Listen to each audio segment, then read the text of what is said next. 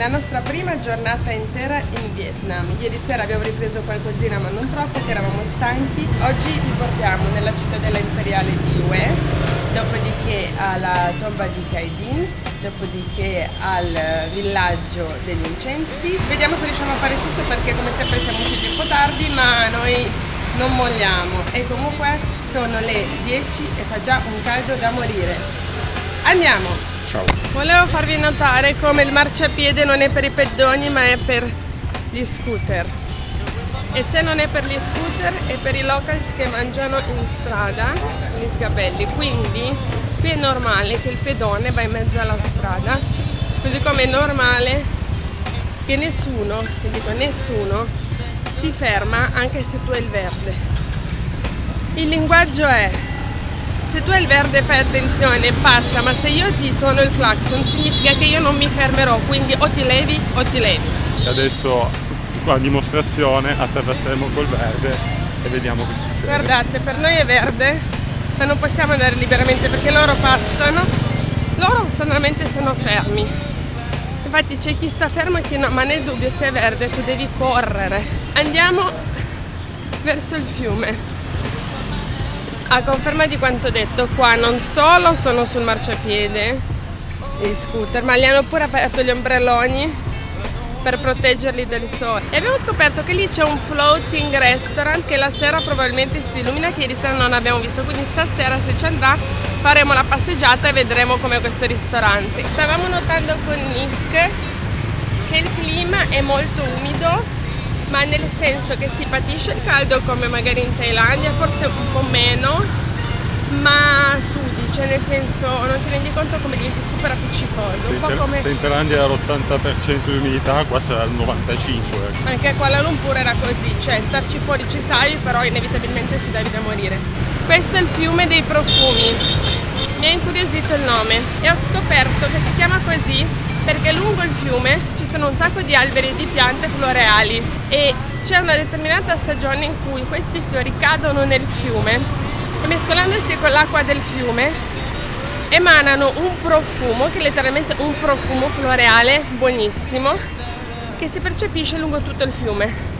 Infatti, traffico a parte, vi dirò che anche adesso camminando un po' si sente quel profumo e qui il fiume dei profumi.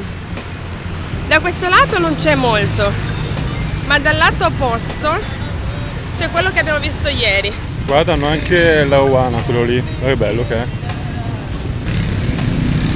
Quelli mi sa che non sono pesci che mangiano, ma sono più ornamentali. La strada principale che ci porta alla città antica si è riempita di negozietti che vendono pesci d'acquario, quindi figo. Tra l'altro, se venite da altri paesi dell'Asia sappiate che qua vanno nell'altro senso, quindi nel senso giusto per noi, nel senso meno giusto per tutta l'Asia, cioè che loro vanno come gli inglesi. Esatto, quindi se venite come noi tipo dalla Thailandia sappiate che dovete un attimo resettare il punto di vista per evitare di farvi uccidere. Poi tanto qua vi uccidono comunque, quindi in realtà il problema non si pone, ma in via teorica sappiate che è così. Mi sa che qua non passiamo. Ecco, ci stiamo per entrare dentro all'Imperial City, che fa davvero caldo. Guardate che bello però. Si becca subito questa bellezza e si parte all'esplorazione. Guardate che stupendo questi disegni. Siamo all'interno della città imperiale.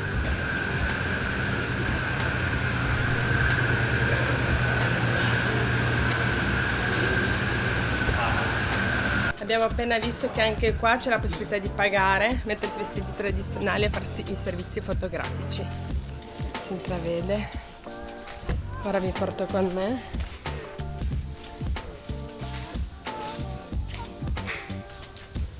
Bellezza.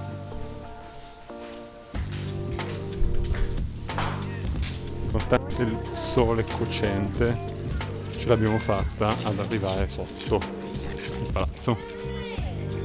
Eccolo qua, e adesso entriamo dentro, ma prima la vista da fuori, che Valeria è contenta.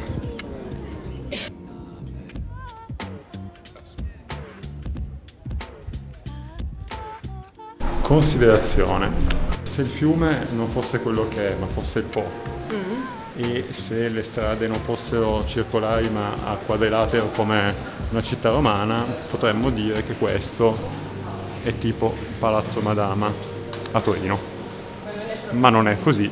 E dietro ci sono le rovine, e da qua vediamo la porta da cui siamo entrati e tutti i palazzi che adesso andremo a vedere, i giardini, ma intorno a proteggere la fortezza ci sono sempre queste vasche d'acqua piene di fiori di lotto, veramente bellissimi.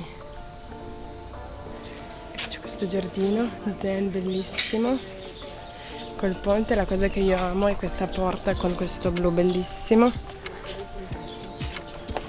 poi c'è il ponticello. Praticamente dovunque vai si collega con ponti e ponticelli. In fondo vediamo i fiori di lotto. Intuisco che c'è la vista sul fiore di lotto bellissima. Infatti così è. Andiamo alla prossima tappa. Attraversiamo il ponticello carino, stile giappo. Seguiamo la freccina che ci dice di venire qua. Wow, che bello!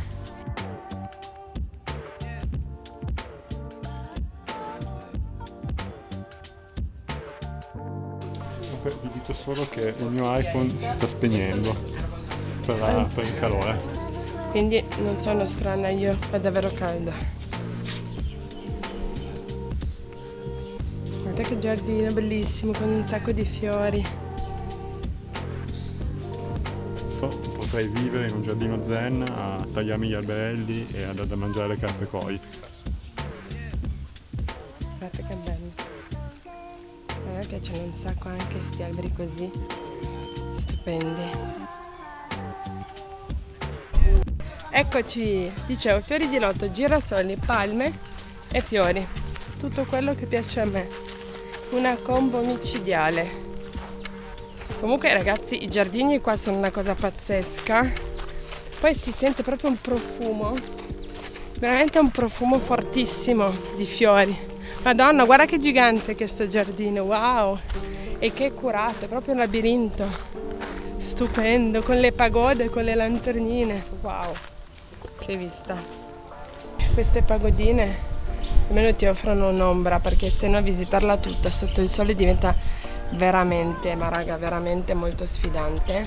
Quindi ci sta avere queste pagodine dove uno si ferma, anche perché in queste pagodine non solo c'è l'ombra, ma come ti fermi tira sempre un po' di arietta, anzi viene quasi voglia di abbioccarsi. Però guardate quanta cura tra i bonsai. Già per un singolo bonsai tenerlo non è cosa semplice, ma qua ce ne sono tantissimi, tutti curati.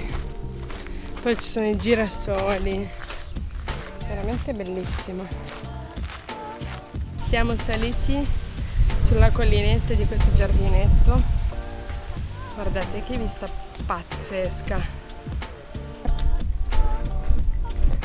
Stiamo esplorando il lato sinistro, c'è questa pagodina, adesso vediamo com'è. Ecco, abbiamo trovato dove farci la nostra pausetta ben meritata. È arrivato passion fruit e mango, Yes. e questa è la vista. Questo posto bellissimo con i ventilatori, sempre dentro alla cittadella, con un laghetto con le carte sempre presenti. Direi che questo è più il lato delle pagode, delle stanze, l'altro lato è più dei giardini. Wow, carina.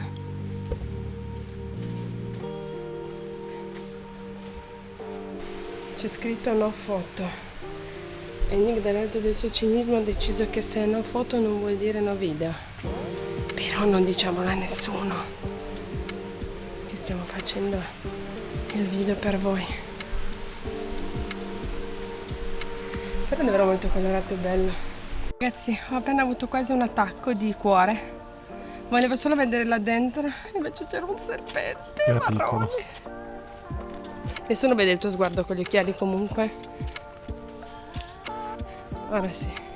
Spoiler per chi come me teme i serpenti, io comunque sono viva. Cioè nel senso, è vero che hanno paura loro. Hanno paura loro e quindi scappano prima di te.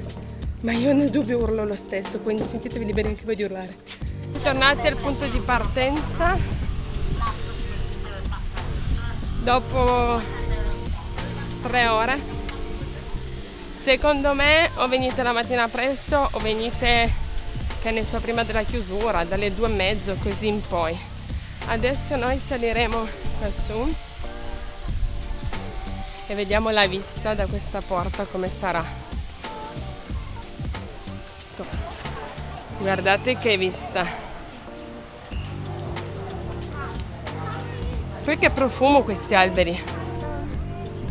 Ora anche noi entriamo dentro le salette e vediamo che cosa c'è di carino da vedere dentro. Il trono e tutti i tesori.